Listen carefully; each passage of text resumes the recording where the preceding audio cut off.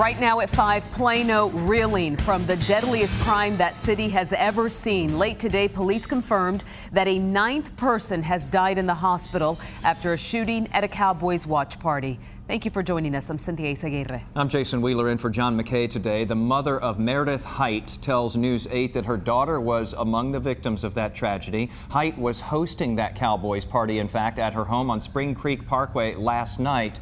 And that's where Damon Fernandez is standing by live right now with the latest on this story. Damon.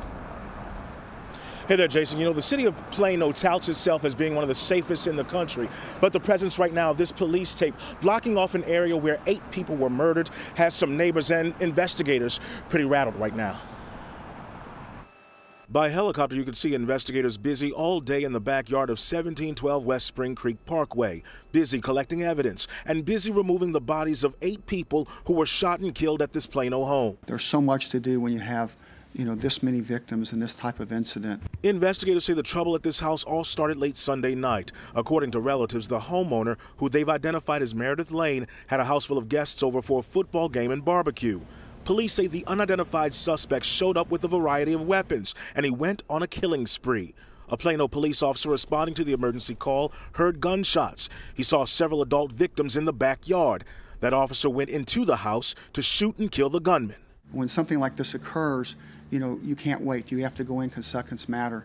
And this officer went directly into fire, where fire was taking place, and stop the shooter's ability to continue to kill people. Police say they are still working to identify the victims and notify their relatives. Court documents show Meredith Lane was recently divorced. Back in July, she told the court she and her ex were having personality conflicts and stopped living together. September 11th would have been Lane's anniversary. Police are only describing the gunman as someone who was very familiar with the home. We've never seen this many victims before. It's just a terrible event. A terrible tragedy that will take time to fully investigate. And that surviving victim remained in critical condition at last check, according to police. They say they expect to release the names of the suspect and some of the victims very soon. In Plano, Damon Fernandez, Channel 8 News.